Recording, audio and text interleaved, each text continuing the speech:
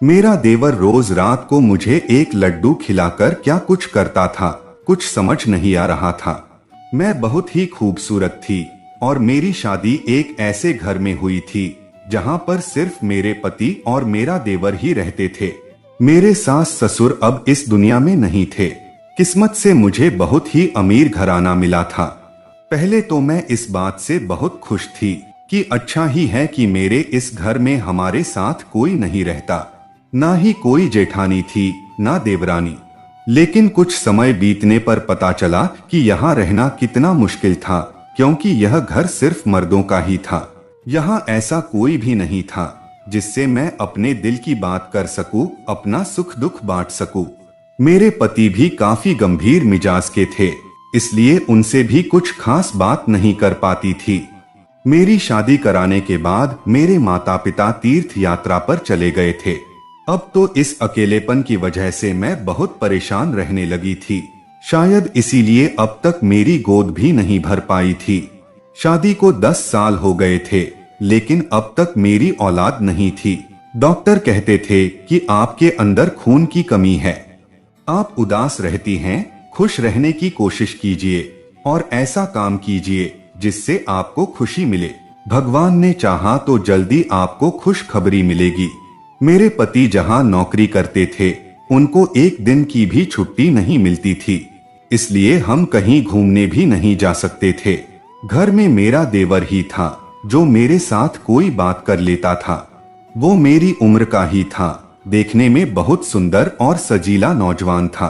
वो मेरे पति के मुकाबले बहुत अच्छा इंसान भी था।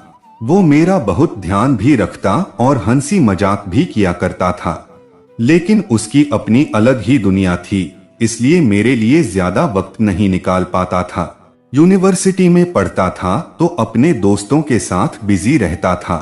घर पर आता तो अपने फोन में ही लगा रहता था। मैं सोचती थी कि जब फ्री होगा तो आएगा और मेरे साथ बातें करेगा। मुझे उसका जैसे इंतजार सा रहता था। उससे बातें करके मेरा वक्त भी अच्छा गुजर जाया करता था। उसकी बातें मुझे बहुत पसंद थी। कभी कभी फ्री होता तो हम देवर भाभी कोई प्लान कर लेते थे। वो कोई खाने की चीज ले आता, तो कभी पिज्जा कभी आइसक्रीम। हम मिलकर खाते, इधर उधर की बातें करते और कभी कभी साथ मिलकर गेम्स भी खेलते। समय अच्छे से गुजर जाता था। यह बात मेरे पति को भी पता थी, लेकिन वो कहते थे कि उससे थोड़ा दूर ही रहा करो। जब मैं उनसे कहती कि आप ऐसा क्यों कह रहे हैं, कोई गैर तो नहीं है, आपका छोटा भाई है और इसी घर में तो रहता है, तो कहते कि सब ठीक है, लेकिन तब भी ज्यादा बातें मत किया करो। मैं अपने पति से कह देती कि मैं उससे कोई बात नहीं करती, लेकिन असल में हम आपस में बातें किया करते थे और हमारी जिंदगी इसी तरह चल रही थी। कुछ दिन बाद मेरे पति का तबादला दूसरे शहर में हो गया। वो कहने लगे कि मैं तुम्हें अपने साथ नहीं ले जा सकता, वहां जाकर इंतजाम कर लूं, उसके बाद आकर तुम्हें ले जाऊंगा। मैं यहाँ अकेले रहना तो नहीं चाहती थी, लेकिन कुछ बोल ना सकी, क्योंकि मेरे पति की बात ही आखिरी बात होती थी। वह किसी की नहीं सुनते थे। अब घर में सिर्फ मैं और मेरा देवर ही रह गए थे। जाते समय मेरे पति मुझसे कह कर गए कि मैंने दुकान वाले को घर का एड्रेस बता दिया है, अगर किसी भी चीज की जरूरत हो तो तुम उसे फोन कर देना, वो घर पर ही सामान पहुंचा देगा। मैंने कहा इसकी क्या जरूरत है, ईशान है ना। ईशान मेरे देवर का नाम था, वो सामान लाकर दे दिया करेगा। तब मेरे पति बोले कोई जरूरत नहीं है उससे कोई सामान मंगवाने की या उससे ज्यादा मेल जोल रखने की। तुम अपने काम से काम रखना और वो अपने काम से काम रखेगा। उसका खाना बनाने की भी कोई जरूरत नहीं है, बाहर खा लिया करेगा। यह बड़ी ही अजीब सी बात थी कि मेरे पति जाने से पहले मेरे देवर से मिलकर भी नहीं गए थे। शायद भाइयों के बीच कोई नाराजगी चल रही थी, लेकिन ऐसा पहले कभी नहीं हुआ था, क्योंकि मेरा देवर छोटा था और मेरे पति उसे अपने बच्चे की तरह ही प्यार करते थे। मुझे लगा कि कोई छोटी सी बात होगी, आपस में दोनों भाई हल कर लेंगे, लेकिन मैं अपने पति की ये बात तो बिल्कुल नहीं मानी कि मैं अपने देवर से बात ना करूं। मुझे उससे बात भी करनी थी और साथ मिलकर गेम खेलनी थी और हम लोगों को साथ मिलकर रहना भी था। जब मेरे पति चले गए तो मेरा देवर एक दिन मेरे लिए एक लड्डू लेकर आया। वो बोला कि भाभी आप यह लड्डू खा लीजिए, मैं इसे बहुत बड़े साधु महात्मा से लेकर आया हूँ, इसे खाते ही हमारे घर में खुशियाँ आ जाएंगी। वैसे तो मैं अपने देवर से पहले इस तरह की बातें नहीं करती थी, लेकिन अब मेरे देवर से मेरी अच्छी बातचीत होती थी और हम दोस्तों की तरह बात कर लेते थे। उसने कहा शादी को बहुत दिन हो गए हैं, अब तक आपकी गोद खाली है। भाई को इस बात का एहसास नहीं है, ना तो वो आपका ठीक से इलाज करवाते हैं और ना ही कहीं किसी साधु महात्मा को या पीर फकीर को दिखाते हैं। मैं इस घर में एक बच्चे को देखना चाहता हूँ ताकि आपके चेहरे की उदासी खत्म हो जाए, इसलिए मैं बहुत बड़े सिद्ध पुरुष से यह लड्डू लेकर आया हूँ। 7 दिन तक आपको यह खाना होगा, उसके बाद जल्दी ही खुशखबरी मिल जाएगी। मैंने अपने देवर का शुक्रिया अदा किया और उससे कहा कि तुम वाकई बहुत अच्छे इंसान हो, भगवान तुम्हें दुनिया की हर खुशी दे। तुम्हारी बात सच हो और जल्दी ही तुम एक प्यारे से बच्चे के चाचू बन जाओ। मैंने लड्डू खा लिया और 7 दिन तक रोज यह सोचकर खाती रही कि सब कुछ ठीक हो जाएगा। मेरा देवर भी रोज मुझे कहानियां सुनाता कि जिसने भी ये लड्डू खाया उनकी सबकी गोद भर गई। कितने ही परेशान दुखी लोग उस बाबा के पास जाकर अपनी गोद भर चुके हैं। बस आपको इस बात का ध्यान रखना है कि यह बात भाई को बिल्कुल भी नहीं पता लगने देनी है, क्योंकि वो ऐसी बातों पर यकीन नहीं करते हैं और जैसे ही उन्हें पता चलेगा कि यह लड्डू मैं लेकर आया हूँ तो आपको बिल्कुल भी खाने नहीं देंगे। मैंने उससे पूछा कि तुम्हारे और तुम्हारे भाई के बीच क्या चल रहा है, क्यों नाराज है वो तुमसे। कहने लगा कि भाभी ऐसी कोई बात नहीं है, भाई छोटी छोटी बातों पर नाराज हो जाते हैं।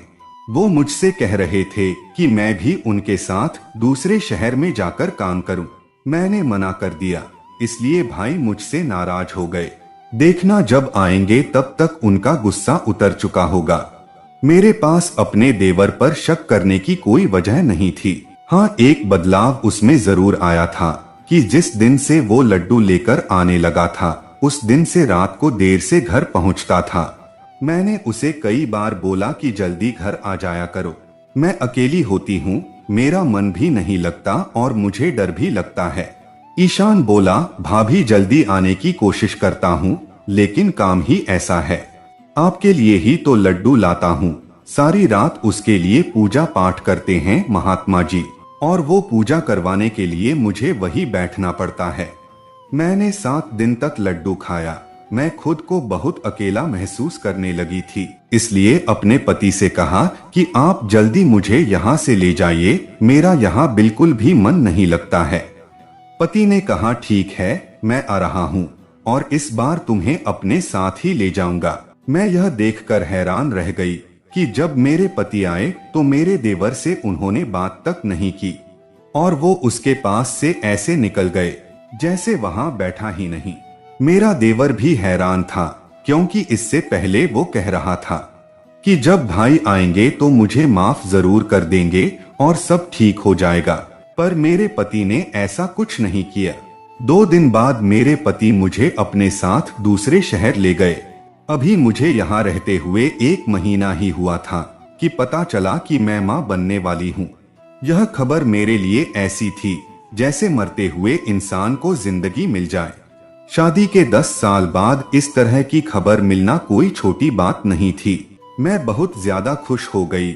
मैंने अपने पति को लड्डू वाली बात तो नहीं बताई, लेकिन मैं अपने देवर को यह खुशखबरी जरूर देना चाहती थी। मैंने अपने देवर को कॉल किया तो उसका नंबर बंद आ रहा था। घर के नौकर ने बताया कि छोटे साहब घर पर नहीं है और उनका फोन गुम हो गया है।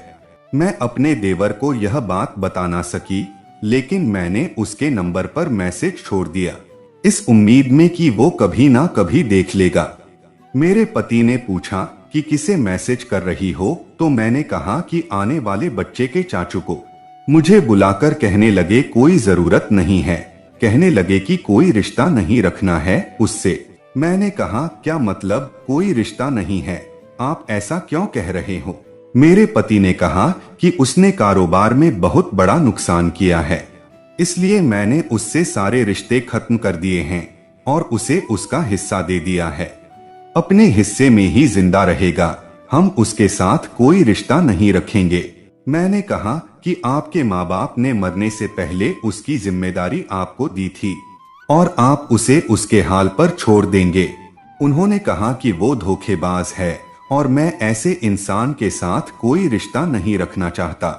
मैंने अपने पति को इतना जरूर कहा कि वह गलत कर रहे हैं, लेकिन मेरे पति ने कहा कि इस मामले में तुम्हें बोलने की कोई जरूरत नहीं है। तुम बीवी हो, तुम्हारा काम घर चलाना है और अब ईश्वर ने तुम्हें औलाद दे दी है तो अपने बच्चे में मन लगाओ। भाई और घर का मामला मैं अपने आप देख लूंगा, वो मेरा भाई है, तुम्हारा नहीं। मैंने कहा, मेरे लिए भी भाई जैसा ही है। मैं अपने पति को बताना चाहती थी कि हमें मिलने वाली जिंदगी की सबसे बड़ी खुशी उसकी वजह से हमें मिल रही है, लेकिन मेरे देवर ने मुझे यह बताने से मना किया था, इसलिए मैं चुप ही रही। सच कहूँ तो उसके बाद मुझे वक्त ही नहीं मिला कि मैं अपने देवर को कॉल करूं या उससे कोई बात करूं। भगवान ने मुझे एक प्यारा सा बेटा दिया जिसको पाकर मैं बहुत ज्यादा खुश थी। दिन रात शुक्रिया अदा करती थी ऊपर वाले का। अब मेरा बेटा 3 महीने का हो चुका था। एक शाम मेरे पति ने आकर कहा कि यहाँ मेरा काम खत्म हो गया है, हम अपने घर वापस जाएंगे। मैं भी तो कब से यही चाहती थी कि जल्दी से घर वापस जाएं और जाकर अपने देवर को ये खुशखबरी दूं कि वो प्यारे से बच्चे का चाचू बन गया है। हम लोग घर पहुँचे तो घर बंद था। नौकर काफी अरसे से छुट्टी पर था। उसने हमें बताया कि घर काफी समय से बंद है, लेकिन जब हम घर के अंदर पहुँचे तो महसूस हो रहा था कि यहाँ पर कोई रह रहा है, जैसे इस घर में कोई औरत रह रही हो। और वो इसलिए मुझे पता चल गया क्योंकि इस घर की हर चीज किसी औरत ने इस्तेमाल की थी, लेकिन वो औरत कौन हो सकती थी? मैंने इस बात पर ज्यादा ध्यान नहीं दिया। हमारे घर पहुंचने के बाद अगले दिन मेरा देवर भी वहां आ गया। मैंने बच्चा उसकी तरफ बढ़ाते हुए कहा, यह देखो तुम्हारा भतीजा। हालांकि मेरे पति भी वहीं बैठे थे, लेकिन मैं फिर भी अपने जज्बातों पर काबू ना पा सकी। बच्चे को देखकर मेरे देवर ने कहा, यह मेरा भतीजा नहीं है। उसकी यह बात सुनकर मैं हैरान रह गई। मेरे पति भी बोल पड़े, बच्चे को प्यार नहीं करोगे? तुम्हारे अंदर इतना घमंड भर गया है, निकल जाओ घर से, दफा हो जाओ यहाँ से अभी। तो मेरा देवर बोला कि मैंने कहा यह मेरा भतीजा नहीं है, क्योंकि यह मेरा बेटा है। यह बात सुनकर मेरे कदमों तले से जमीन निकल गई और मेरे पति एकटक देखते रह गए। उन्होंने कहा कि किस तरह की फिजूल बातें कर रहे हो, अपनी भाभी पर किस किस्म का घटिया इल्जाम लगा रहे हो। उसने कहा, मैं किसी पर इल्जाम नहीं लगा रहा हूँ, लेकिन यह मेरा बेटा है और इस बात को मैं साबित कर सकता हूँ। मैंने उसको कहा कि यह कैसी बातें कर रहे हो, क्या हो गया है तुम्हें? तुम्हारी वजह से यह बच्चा इस दुनिया में आया है और अब तुम उसकी जिंदगी बर्बाद कर देना चाहते हो। मेरे पति ने कहा कि क्या बात कर रही हो तुम? क्या हुआ था तुम्हारे साथ जब मैं यहाँ पर नहीं था? मैंने अपने पति को सब कुछ बता दिया कि कुछ गलत नहीं हुआ था, बस मैंने 7 दिन तक इसका लाया हुआ लड्डू खाया था। उसके बाद ही हमारा बच्चा इस दुनिया में आया है। मेरे पति ने मेरे देवर की गर्दन पकड़ ली और कहा कि क्या किया तूने? क्या मिलाया था तुमने उस लड्डू में? तूने इसमें बेहोशी की दवा तो नहीं दी थी? कोई गुनाह कर चुके हो तुम मेरी गैर मौजूदगी में। मैं यह सब सोचकर रो रही थी कि जिसको मैंने अपने भाई जैसा समझा, अगर उसने मेरे साथ ही इस तरह की कोई हरकत की है तो फिर मेरी जिंदगी बर्बाद हो गई है। ईशान ने मेरे हाथ से बच्चे को ले लिया और बोला, यह मेरी औलाद है और मैं इसको हमेशा आपके पास नहीं रहने दूंगा। अगर आपको यकीन नहीं है तो टेस्ट करवा लो। हमें पूरा यकीन था कि बच्चा हमारा ही है और मेरा देवर किसी गुस्से की वजह से यह सब बोल रहा है। इसलिए मेरे पति ने कहा कि हम डीएनए टेस्ट करवाएंगे। हम सभी अस्पताल पहुंचे, डीएनए टेस्ट करवाया गया। जिसकी रिपोर्ट 2 दिन बाद आनी थी। यह 2 दिन में कैसे मर मर के गुजरे ये तो मैं ही जानती हूँ। मेरे पति मुझे अजीब सी नजरों से देखने लगे थे। बार बार एक ही सवाल करते कि जब मैं नहीं था तब क्या हुआ था। क्या सचमुच तुम्हें कुछ पता नहीं है? लड्डू में तुम्हें कुछ डालकर तो नहीं खिलाता था जिसकी वजह से तुम बेहोश हो जाती थी, या कुछ जानबूझकर छुपा रही हो मुझसे? मैं उनको कुछ भी समझा नहीं पा रही थी। उनके सवालों ने मुझे परेशान कर दिया था। आखिर वह दिन आ गया जिस दिन रिपोर्ट मिली थी। हम लोग अस्पताल पहुंचे। मेरे पति ने रिपोर्ट का लिफाफा हाथ में लिया। रिजल्ट देखकर उनके हाथ से रिपोर्ट गिर गई, क्योंकि रिपोर्ट के मुताबिक यह बच्चा मेरे पति का नहीं था। मैं जमीन पर गिर गई और बुरी तरह से रोने लगी। मेरे पति ने मुझसे नजरें फेर ली, लेकिन मेरे देवर ने मेरे सिर पर हाथ रखा और कहा कि भाभी, मैंने आपके साथ कुछ गलत नहीं किया। मैं आपको बताता हूँ कि सच क्या है। मैं एक लड़की के साथ मोहब्बत करता था और उससे शादी कर चुका था। वो बहुत बीमार रहती थी, लेकिन फिर भी हमारे बच्चे को जन्म देना चाहती थी। उसके इलाज के लिए ही मैंने पैसे चुराए थे। पैसों की वजह से ही भाई ने मेरे साथ झगड़ा किया और मुझसे सब कुछ छीन लिया। लड़की भी इस दुनिया में नहीं रही, लेकिन उसका बच्चा इस दुनिया में आ गया था। इसे किस्मत कहे या कुछ और। ये बच्चा भी उसी दिन पैदा हुआ जिस दिन आपके यहाँ बच्चा हुआ था, लेकिन आपने एक मरे हुए बच्चे को जन्म दिया। जब मुझे यह बात पता चली तो मैंने उस मुर्दा बच्चे को इस बच्चे के साथ बदल दिया। इस बिन माँ के बच्चे को माँ मिल गई और आपको औलाद। फिर कुछ दिन पहले ही मुझे पता चला कि आपके पति ने मेरे साथ कुछ भला नहीं किया है और मुझे जायदाद से पूरी तरह बेदखल कर दिया है। इसलिए बदला लेने के लिए मैं अपना बच्चा आपसे वापस लेने आ गया। मैं इसके बगैर नहीं रह सकता, क्योंकि मेरे पास तो अब यही रह गया है। आपके पति ने सब कुछ तो छीन लिया है मुझसे। लड्डू तो सिर्फ एक बहाना था। दरअसल मैं आपकी जिंदगी में खुशियां भरने के लिए आपका इलाज करवाना चाहता था। मैं बहाने से लड्डू में आपको दवाई मिलाकर देता था। बहुत ही खास थी और बहुत दूर से लाई गई थी। मुझे यकीन है कि उसका असर जरूर होगा, और असर हुआ भी। पर बदकिस्मती से बच्चा मर गया। मेरे देवर की आंखों में आंसू थे, बहुत रो रहा था। मैंने उसके पैर पकड़ लिया और कहा, मैं भी इस बच्चे के बिना नहीं रह सकती। तुमने हमेशा मेरी मदद की है, यह बच्चा मुझे दे दो। मैंने 3 महीने से अपना बच्चा समझकर ही पाला है।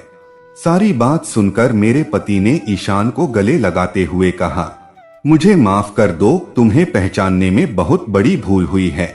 मुझसे तुमने हमारी खुशी के लिए अपने जिगर का टुकड़ा, अपना बच्चा तक हमें सौंप दिया। इस सब के सामने जमीन जायदाद तो बहुत छोटी चीज है। मैं तुम्हें तुम्हारे सारे हक दूंगा, लेकिन मेरी एक शर्त है। आज के बाद हमेशा के लिए तुम हमारे साथ ही रहोगे। सबकी आंखों में आंसू थे। ईशान ने बच्चे को मेरी गोद में देते हुए कहा, यह आपका बेटा है, आप इसकी माँ है और आप ही कहलाएंगी, और मैं इसका चाचू। इसको यह बात कभी नहीं पता चलनी चाहिए कि मैं इसका बाप हूँ और इसकी माँ इस दुनिया में नहीं है। मैंने उसका शुक्रिया अदा किया और उस बच्चे को गले लगा लिया। इस बात को आज 4 साल हो गए हैं। अब मेरा बेटा 4 साल का है। मैं बहुत खुश हूँ। बच्चा मेरे पति को ही पापा कहता है और मेरे देवर को चाचू। बहुत बड़ी खुशखबरी हमारी जिंदगी में आई है कि हम अपने देवर के लिए आज शाम को रिश्ता देखने जा रहे हैं।